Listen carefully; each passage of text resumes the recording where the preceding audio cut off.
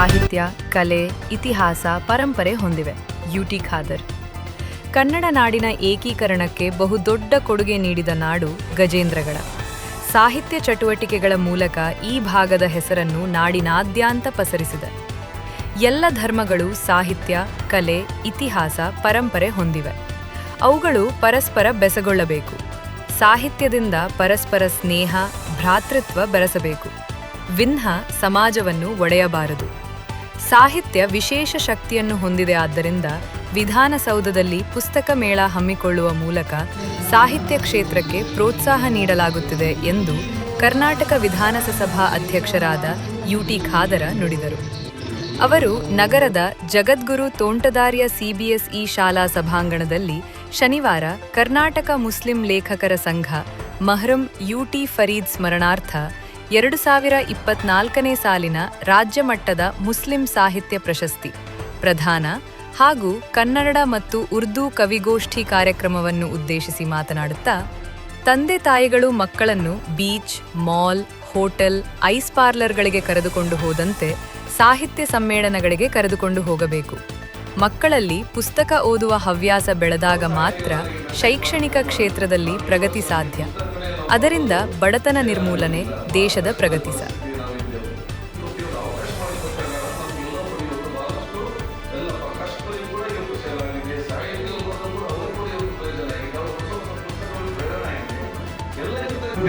ಈ ಒಂದು ಕಾರ್ಯಕ್ರಮದಲ್ಲಿ ಭಾಗವಹಿಸಲಿಕ್ಕೆ ಯಾಕಂತ ಹೇಳಿದ್ರೆ ಕರ್ನಾಟಕ ಮುಸ್ಲಿಂ ಲೇಖಕರ ಸಂಘ ಈ ಒಂದು ಗಜೇಂದ್ರಗಢದ ಗದಗ ಜಿಲ್ಲೆಯ ಗಜೇಂದ್ರಗಢದ ಈ ಒಂದು ಪ್ರದೇಶದಲ್ಲಿ ಬಹುಶಃ ಇವತ್ತು ಈ ಒಂದು ಕಾರ್ಯಕ್ರಮ ಸಾಹಿತ್ಯಕ್ಕೆ ಪ್ರಶಸ್ತಿ ಕೊಡುವುದು ಒಂದು ಅರ್ಥಪೂರ್ಣವಾದ ಕಾರ್ಯಕ್ರಮ ಮತ್ತು ಅತ್ಯಂತ ಪಾವಿತ್ರತೆ ಒಂದು ಸ್ಥಳವನ್ನು ತಾವು ಆಯ್ಕೆ ಮಾಡಿದೆ ಅಂತ ಹೇಳಿಕೆ ನಾನು ಬಯಸ್ತೇನೆ.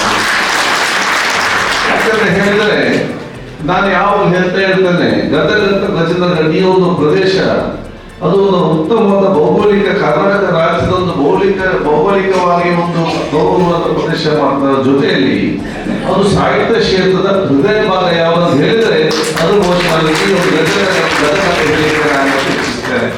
ಬಹುಶಃ ನನ್ನ ಮೇಲೆ ಗೊತ್ತಿದ್ದ ಹಾಗೆ ಕನ್ನಡ ಸಾಹಿತ್ಯಕ್ಕೆ ವಿಶೇಷವಾದ ಮೆರುಗು ಕೊಟ್ಟಂತ ಈ ಒಂದು ಪ್ರದೇಶ ಇವತ್ತಾಗಿತ್ತು.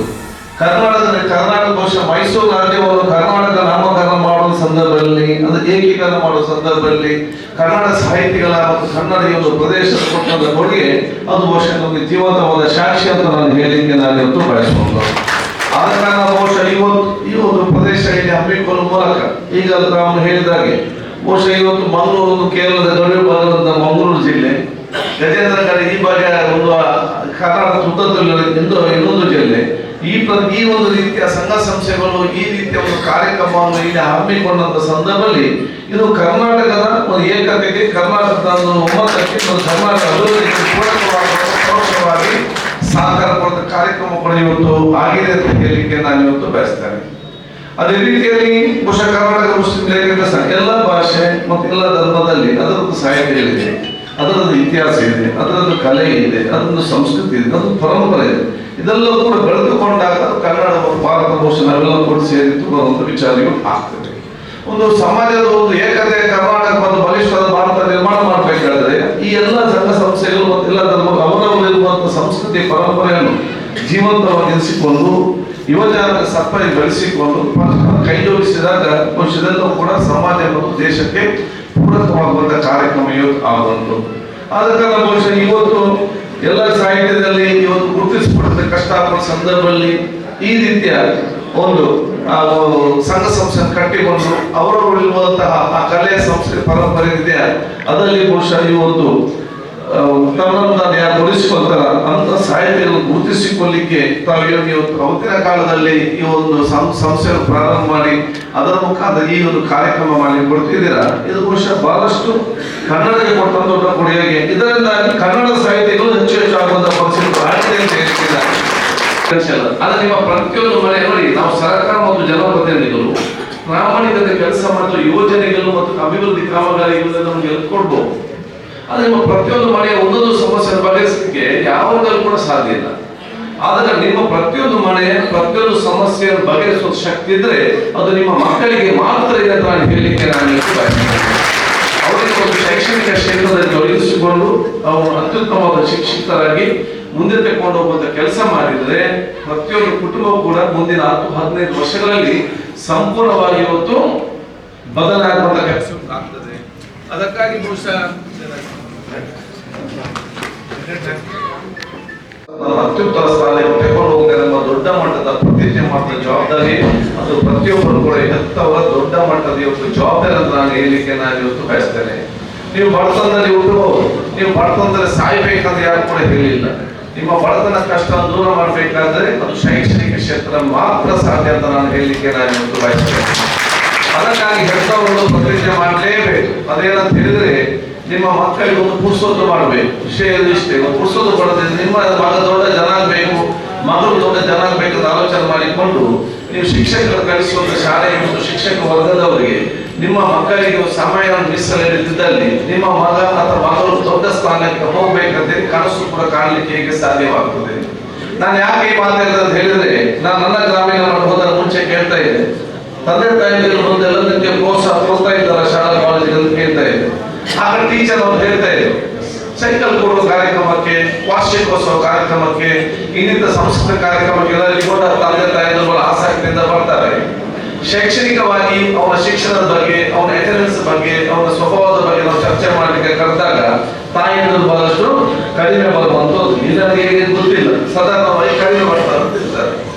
ಆಗ ನಾನು ಯಾವ್ದು ತಾಯಿಗಳು ಹೇಳ್ತಾ ಇದ್ದೆ, ನಿಮ್ಮ ಸ್ವಂತ ಮಕ್ಕಳ ಬಗ್ಗೆ ಶೈಕ್ಷಣಿಕರು, ಶಿಕ್ಷಕರು ಶೈಕ್ಷಣಿಕವಾಗಿ ಚರ್ಚೆ ಮಾಡಲಿಕ್ಕೆ ಕರೆದಾಗ ನಿಮ್ಗೆ 1 ನಿಮಿಷ ಮುಗಿಸೋತೀವಿ ನಾವು. ನಿಮ್ಮ ಸ್ವಂತ ಮಕ್ಕಳ ಬಗ್ಗೆ ಕರೆದಾಗ ನಿಮ್ಗೆ ಹೋಗಿ 5 ನಿಮಿಷ. ಈ ಸಂದರ್ಭದಲ್ಲಿ ರೋಣ ಮತಕ್ಷೇತ್ರದ ಶಾಸಕ GS ಪಾಟೀಲ್ ಮಾತನಾಡಿ, ಶೈಕ್ಷಣಿಕ ರಂಗದಲ್ಲಿ ಮೇಲು ಕೀಳು ಎಂಬ ಭೇದ ಭಾವಗಳಿಲ್ಲ. ಪ್ರಯತ್ನ ಪಟ್ಟರೆ ಫಲ ನಿಶ್ಚಿತ.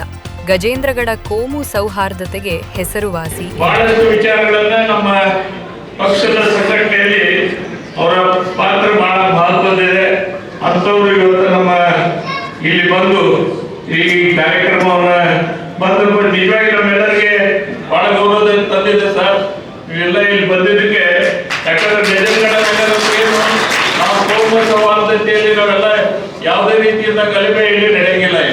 ನಾವೆಲ್ಲರೂ ಒಂದು ದೊಡ್ಡ ಶಹರ ಆದ್ರೂ ಕೂಡ ಅಪಾರವಾದಂತ ಮುಸಲ್ಮಾನ್ ಸಂಖ್ಯೆಯನ್ನು ಹೊಂದಿದ್ದೇವೆ. ಅದೇ ರೀತಿ ಎಲ್ಲ ನಮ್ಮ ಬೇರೆ ಬೇರೆ ಜನಾಂಗದವರು ಇದ್ರು ಕೂಡ ಯಾವುದೇ ಕೋಮು ಗಲಭೆ ಆಗದಂಗೆ ಇಲ್ಲೆಲ್ಲ ಹಿರಿಯರು ಕಾಪಾಡ್ಕೊಂಡು ಬಂದಿದ್ದಾರೆ. ಅದಕ್ಕೆ ಇವರಿಗೆ ಎಲ್ಲ ರೀತಿಯಿಂದ ಮತ್ತು ಇವು ಇಂಥ ಒಂದು ಗಜೇಂದ್ರ ನಗರಕ್ಕೆ ನೀವು ಬಂದು ನಮ್ಮ ಜನಕ್ಕಿಂತ ಹೆಚ್ಚು ನಿಮ್ಮ ಆತ್ಮವಿಶ್ವಾಸದಿಂದ ಬೆಳೆಯುವಂತ ಒಂದು ವ್ಯವಸ್ಥೆ ಕೂಡ ನಾವು ಮಾಡಿದ್ದೇವೆ. ಅದಕ್ಕೆ ನಾನು ನಿಮಗೆ ಮತ್ತೊಮ್ಮೆ ನಮ್ಮೆಲ್ಲರೂ ಇವರೆಲ್ಲರ ಪರವಾಗಿ ಧನ್ಯವಾದಗಳನ್ನು ಅರ್ಪಿಸ್ತಾ ಇದ್ದೀವಿ. ಬಹುಶಃ ಮಾತಾಡುವಾಗ ಲೇಖಕರ ಬಗ್ಗೆ ಮಾತಾಡಿದ್ದೀವಿ. ನಾವು ಹಿಂದಿನ ದಿನಮಾನಗಳನ್ನ ನಮ್ಮ ಈ ಭಾಗದಲ್ಲಿ ನಿಮ್ಮ ಮಗಳು ಸನ್ಮಾನಿತ ಪತ್ರಿಕೆ ಅವರು ಬರ್ತಿದ್ರು. ಈ ಭಾಗದಲ್ಲಿ ಎಲ್ಲ ಅವರ ವಿಚಾರಧಾರೆಗಳನ್ನ ಯಾಕೆ ಹೇಳಿದ್ವಿ ಅಂದ್ರೆ, ಅಂತ ವಿಚಾರಧಾರೆಗಳು ಇವತ್ತು ಹೇಳಿದ್ರಲ್ಲ, ಇವೆಲ್ಲ ನಮ್ಮ ನಮ್ಮ ಲೇಖಕರ ಸಂಘಟವಾಗಿ ಅವತ್ತಿನ ದಿವಸದಲ್ಲಿ ಅವರೆಲ್ಲ ನಮ್ಗೆಲ್ಲ ಮಾರ್ಗದರ್ಶನ ಮಾಡ್ತಕ್ಕಂಥ ಒಂದು ವ್ಯವಸ್ಥೆಯನ್ನ ಇವತ್ತು ಅವರು ಮಾಡ್ತಿದ್ರು. ಅಂತ ಬುದ್ಧಿವಂತ ನಿಮ್ಮ ಪ್ರದೇಶ ಇದೆ ನಿಮ್ಮ ಮಗಳು. ಇವತ್ತು ನಮಗೆ ಬೇಕಾಗುವಂತ ವಿಚಾರ, ರಾಜ್ಯಕ್ಕೆ ದೇಶಕ್ಕೆ ಬೇಕಾಗುವಂತ ಅನೇಕ ವಿಚಾರಗಳನ್ನ ಹೇಳ್ತಕ್ಕಂಥ ಒಂದು ಶಕ್ತಿ ನಿಮ್ಮ ಹತ್ರ ಇದೆ ಅನ್ನೋ ಮಾತು ಕೂಡ ನಾನು ಈ ಸಂದರ್ಭದಲ್ಲಿ ಹೇಳಿ, ಇವತ್ತು ನನಗೂ ಕೂಡ ಇಂಥ ಒಳ್ಳೆ ಕಾರ್ಯಕ್ರಮದಲ್ಲಿ ಸನ್ಮಾನ್ಯ ಮ್ಯಾಗೇರಿಯವರು ಮತ್ತು ಅವರು ಧರ್ಮಪತಿ ನಮ್ಮ ಆದರ್ಶ ಸ್ಕೂಲ್ ಪ್ರಿನ್ಸಿಪಲ್ ಅವರು ತಾಯಿ 100% ರಿಸಲ್ಟ್ ಮಾಡ್ತಾರೆ. ನಮ್ಮ ಆದರ್ಶ 78 ಸ್ಟೂಡೆಂಟ್ಸ್ ಇರ್ತಾರೆ, 78 ಸ್ಟೂಡೆಂಟ್ಸ್ ಎಲ್ಲರೂ 100% ರಿಸಲ್ಟ್ ಮಾಡಿದಂಥವ್ರು. ಇನ್ನೊಂದು ಸಂಗತಿ ಹೇಳ್ಬೇಕಂದ್ರೆ ಆದರ್ಶ ಸ್ಕೂಲ್ ಇಡೀ ನಮ್ಮ ರಾಜ್ಯದಲ್ಲಿ ನಮ್ಮದೇ ಸ್ಕೂಲ್ ಫಸ್ಟ್ ಇದೆ ಅನ್ನೋ ಮಾತು ನಮ್ಮ ಇರ್ತಕ್ಕಂಥ ಒಂದು ಸಾಧನೆಯು. ಅದಕ್ಕಿಂತ ಒಳ್ಳೆಯವರಿಗೆ ನಾವು ಅವರಿಗೆ ಆಸ್ಪದ ಕೊಟ್ಟರೆ ಇವೆಲ್ಲ ಕೆಲಸ ಕಾರ್ಯಗಳನ್ನ ಮಾಡಲಿಕ್ಕೆ ಸಾಧ್ಯತೆ ಅನ್ನೋ ಮಾತು ಕೂಡ ಹೇಳಿ, ಮತ್ತೊಮ್ಮೆ ಮ್ಯಾಗೇರಿಯವರ ಜೀವನ ಇವತ್ತೇನು ತಾವೆಲ್ಲ ಇಂಥ ಒಂದು ಗೌರವವನ್ನು ಪಡೆದಿದ್ದೀರಿ. ಮುಂದೆ ನಿಮ್ಮ ಜೀವನದಲ್ಲಿ ಇನ್ನೂ ಉನ್ನತ ಸ್ಥಾನಕ್ಕೆ ನೀವು ಹೋಗ್ಬೇಕು. ಬರೀ ಉನ್ನತ ಸ್ಥಾನಕ್ಕೆ ಹೋದ ಜೊತೆ ನಿಮ್ಮ ಸಮಾಜವನ್ನು ಕೂಡ ನೀವು ಎತ್ತಿ ಹಿಡಿತಕ್ಕಂಥ ಒಂದು ವ್ಯವಸ್ಥೆ ನೀವು ಯಾವಾಗಲೂ ಮಾಡ್ಬೇಕಂತ ಹೇಳಿ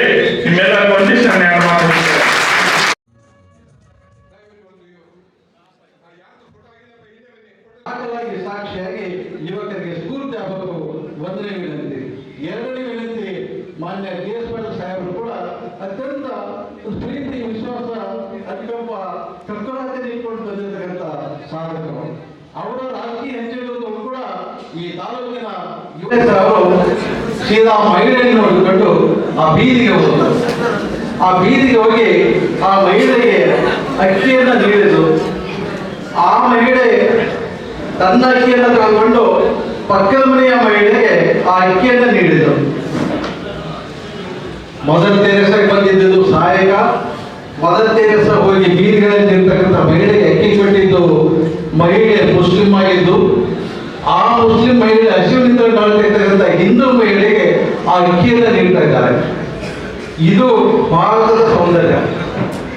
ಉಳ್ಳಾಲ್, ಮಂಗಳೂರು ಈ ಭಾಗದಲ್ಲಿ ಈ ಭಾರತದ ಸೌಂದರ್ಯವನ್ನು ತುಂಬಿ ಅದನ್ನು ಅಸಲ್ಪಡಿಸಿದವರು ಈ ಕರ್ನಾಟಕ ರಾಜ್ಯದ ಮಾನ್ಯ ಸ್ಪೀಕರ್ ಸಾಹೇಬರು ಮತ್ತು ನಮ್ಮ ಹೆಚ್ಚಿನ ತಾಲೂಕಿನ ಕೆ.ಎಸ್. ಪಾಟೀಲ್ ಅವರು.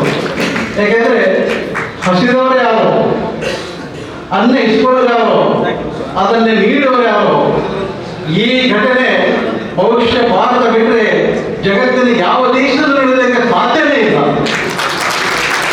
ಮತ್ತೆ ಇದನ್ನು ಉಳ್ವಾಲ್ ಮತ್ತು ಕರಾವಳಿಯ ಪ್ರದೇಶದಲ್ಲಿ, ನಮ್ಮ ತಾಲೂಕಿನ ಪ್ರದೇಶದಲ್ಲಿ ನಾನು ಹೆಚ್ಚು ಇಷ್ಟಪಡ್ತಕ್ಕಂಥ ರಾಜಕಾರಣಿಗಳ ಪೈಕಿ ಇಬ್ಬರು ಮಹನೀಯರು ಇಲ್ಲಿ ಕೂತಿದ್ದಾರೆ. ಇವತ್ತು ನಾನು ಅವರ ಪುರಸ್ಕಾರ ಪಡೆಯೋದಕ್ಕೆ ಸಾಕ್ಷಿಯಾಗಿದ್ದೇನೆ. ಜೀವನದಲ್ಲಿ ಅತ್ಯಂತ ಭಾವಕವಾದ ಕ್ಷಣ ಇದು. ಅತ್ಯಂತ ಸಣ್ಣ ಬಡಪಟ್ಟಣದಲ್ಲಿ ಬಂದಿರತಕ್ಕಂಥ ನಾನು ಒಂದು ಹೋಟ್ಲು ನಡೆಸ್ಕೊಂಡು ಹೋಗ್ತಿದ್ದ ನಮ್ಮಪ್ಪ ರಾಜೂರಲ್ಲಿ. ಹೋಟ್ಲು ವ್ಯಾಪಾರ ಆದರೆ ಅವತ್ತು ಹೊಟ್ಟೆ ದುಡ್ಡು ಇತ್ತು. ಯಾರು ಗಿರಾಕಿಗಳು ಬಂದಿದೆ ಅಂದರೆ ಮಾಡಿದ ಎಲ್ಲ ಮಾಲುಗಳನ್ನ ರಸ್ತೆಗೆ ಚೆಲ್ಲಬೇಕಾಗಿತ್ತು. ಅಂಥ ಬಡತನದ ಅಕ್ಷರ ವಂಚಿತ ಕುಟುಂಬದಿಂದ ಬಂದಿರುವ ನಾನು ಈ ಅಕ್ಷರ ಸಮುದಾಯದ ನಡುವೆ ನಿಂತು ನಾನು ಇವತ್ತು ಪುರಸ್ಕಾರ ಪಡೆದಕ್ಕೆ ನಾನು ಪಡೆದಿರುವ ಮತ್ತು ನಮ್ಮ ತಂದೆ ಕೊಟ್ಟಿರುವ ಶಿಕ್ಷಣವೇ ಸಾಕ್ಷಿ. ಅದಕ್ಕೆ ನಾನು ಹೇಳೋದು, ನನ್ನ ಸಮುದಾಯದ ಜನ ಬಡತನ ಮತ್ತು ರೋಗಕ್ಕೆ ಅಂಟಿಕೊಂಡಿರುವ, ಜಗತ್ತಿನಲ್ಲಿ ಬಡತನ ಮತ್ತು ರೋಗಕ್ಕೆ ಯಾವುದಾದ್ರೂ ಸಮುದಾಯ ಇದ್ರೆ ಅದನ್ನು ಮುಸಲ್ಮಾನ್ ಸಮುದಾಯ ಮಾತ್ರ. ಯಾಕೆಂದ್ರೆ ನೀವು ಲೆಕ್ಕ ಹಾಕಿ ಬಂಧುಗಳೇ, ಪಂಚರಂಗದಲ್ಲಿ, ಬಾರ್ ಅಂಗಡಿಗಳಲ್ಲಿ, ಹೋಟ್ಲುಗಳಲ್ಲಿ, ಮೇಸ್ತ್ರಿ ಕೆಲಸ ಮಾಡೋರಲ್ಲಿ, ಬೀದಿಗಳಲ್ಲಿ, ಸ್ಲಂಬುಗಳಲ್ಲಿ ಕೂಲಿ ಮಾಡಿ ಜೀವನ ಸಾಗಿಸ್ತಕ್ಕಂಥ ನಮ್ಮ ಸಮುದಾಯದ ಮಕ್ಕಳು ಶಿಕ್ಷಣ ಪಡೆಯಬೇಕು ಅನ್ನೋದು ನನ್ನ ಹಂಬಲ. ಅದಕ್ಕಾಗಿ ನಾನು ಹೇಳ್ತಾ ಇದ್ದೀನಿ, ಇದು ಬರೀ ನನ್ನ ಸಮುದಾಯದ ಮಕ್ಕಳಲ್ಲ, ಜಗತ್ತಿನ ಬಡವನ ಮಕ್ಕಳೆಲ್ಲ ಶಿಕ್ಷಣ ಪಡೆಯಬೇಕು. ಒಬ್ಬ ಬಡವನ ಮಗನಾಗಿ ಶಿಕ್ಷಣ ಕಲಿತು ನಿಮ್ಮೆಲ್ಲರಿಗೆ ಪ್ರಶಸ್ತಿ ತೋಟಕ್ಕೆ ನಾನು ಸಾಕ್ಷಿಯಾಗಿದ್ದೆ. ದೇಶದಲ್ಲಿ ಬೇರೆ ಯಾವುದೂ ಬಯಸುತ್ತಲ್ಲ, ಶಿಕ್ಷಣ ಮಾತ್ರ. ಜನ ಹೇಳ್ತಾರೆ, ನೀವು ಸರಿಯಾದ ಶಿಕ್ಷಣವನ್ನು ನಿಮ್ಮ ಮಕ್ಕಳು ಕೊಡದೇ ಇದ್ರೆ ನಿಮ್ಮ ಮಗನ ನೀವು ಕಳ್ಕೊಂಡಾಗೆ ಅಂತೇಳಿ. ಮಗಳು ತಪ್ಪಿಸ್ಕೊಳ್ಳೋದು ಬೇರೆ, ಮಿಸ್ಸಿಂಗ್ ಆಗೋದು ಬೇರೆ. ಸ್ವತಃ ನಮ್ಮ ಮಗ ನನ್ನ ಕೈಯಲ್ಲಿ ಮಿಸ್ ಆಗೋದಕ್ಕೆ ನಾನು ಉತ್ತರದಾಗಿರ್ತೇನೆ.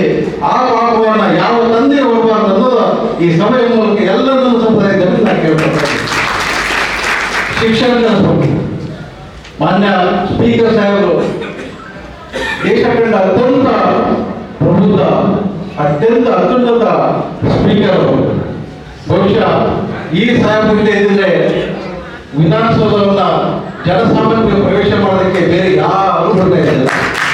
ಯಾಕೆಂದ್ರೆ ಎರಡು ಕಾರಣಗಳು, ಎರಡು ಸಂದರ್ಭಗಳಿಗೆ ನಾನು ಸಾಕ್ಷಿಯಾಗಿದ್ದಾರೆ. ಒಂದು, ವಿಧಾನಸಭೆಯಲ್ಲಿ ಪುಸ್ತಕ ಸಂತೆಯನ್ನ ಮಾಡಿ ಜನಸಾಮಾನ್ಯರು ಸಭಾಧ್ಯಕ್ಷರ ಪೀಠವನ್ನು ನೋಡದೆ ಅವಕಾಶ ಮಾಡಿಕೊಟ್ಟಂತ ಮಹಾನ್ ಪ್ರಬುದ್ಧ ರಾಜಕಾರಣಿ ಸ್ಪೀಕರ್ ಸಾಹೇಬರು. ಅದು ಇತಿಹಾಸ ಕರ್ನಾಟಕದಲ್ಲಿ. ಈ ಚರಿತ್ರೆ ದಾಖಲಾಗಬೇಕು. ಯಾಕಂದ್ರೆ ವಿಧಾನಸಭಾ ಪ್ರವೇಶ ಕೂಡ ಅದೊಂದು ನಿರ್ಬಂಧಿತ ಪ್ರದೇಶ. ಬಡವರಿಗೆ, ಜನಸಾಮಾನ್ಯರಿಗೆ ಅಲ್ಲಿ ಪ್ರವೇಶ ಕಲ್ಪಿಸಿ, ಇದು ನಾನು ನನ್ನ ಸ್ಪೀಕರ್ ಅವರು ಇಲ್ಲಿ ಹೋಗಿ ಕುಳಿತುಕೊಳ್ಳುವಾಗಕ್ಕೆ ನಾನು ನನ್ನ ಓಟನ್ನು ನೀಡಿದ ಒಂದು ಪ್ರಜ್ಞೆಯನ್ನು ಅವರಿಗೆ ತಿಳಿಸಿದ್ದು ಬಹುಶಃ ಸ್ಪೀಕರ್ ಸಾಹೇಬ್ ಬಿಟ್ಟರೆ ಬೇರೆ ಯಾರೂ ಇಲ್ಲ. ಅದಕ್ಕೆ ಮಾನ್ಯ ನಮ್ಮ ಶಾಸಕ ಸಾಹೇಬರು ಕೂಡ ಸಾಕ್ಷಿಯಾಗಿದ್ದಾರೆ. ಅತ್ಯಂತ ಸಮಾಜವಾದಿ ಹಿನ್ನೆಲೆಯ ಇಬ್ಬರು ಮಹಾನ್ ಸಾಧಕರು ಇವತ್ತು ನಮ್ಮ ಜೊತೆಗಿದ್ದರು. ಖಾದರ್ ಸಾಹೇಬರು ಮತ್ತು ಪಾಟೀಲ್ ಸಾಹೇಬರು. ಅವರು ಈ ದೇಶದ, ಈ ನಾಡಿನ ಬಡವರ ಬಗ್ಗೆ, ಜನಸಾಮಾನ್ಯರ ಬಗ್ಗೆ ಅನಕ್ಷರಸ್ಥರ ಬಗ್ಗೆ, ಕೂಲಿಕರ ಬಗ್ಗೆ, ಸ್ಲಮ್ಗಳ ಬಗ್ಗೆ ಅವ್ರು ಇಟ್ಕೊಂಡಿರುವ ಪ್ರೀತಿ ಕಾಳಜಿ ಇದೆಲ್ಲ ಅದು ಮಾರ್ಗದಲ್ಲಿ ವಿವರಿಸೋಕ್ಕೆ ಸಾಧ್ಯನೇ ಇಲ್ಲ. ಬಂದರೆ ವಿವರಿಸೋಕ್ಕೆ ಸಾಧ್ಯವೇ ಇಲ್ಲ. ಅದನ್ನು ಅರ್ಥ ಮಾಡ್ಕೊಂಡು ನಾವು ಅದಕ್ಕೆ ನಾನು ಈ ಸಭೆಯ ಮೂಲಕ ಒಂದು ವಿನಂತಿಯನ್ನ ನಾನು ಮಾಡ್ಕೊಳ್ತಾ ಇದ್ದೇನೆ. ಬಹುಶಃ ನನ್ನ 3 ಪುಸ್ತಕಗಳ ನಂತರ ಮಾನ್ಯ ಸ್ಪೀಕರ್ ಸಾಹೇಬರ ಹೆಜ್ಜೆಗಳು ಅಕ್ಷರಗಳಲ್ಲಿ ದಾಖಲಾಗಬೇಕು.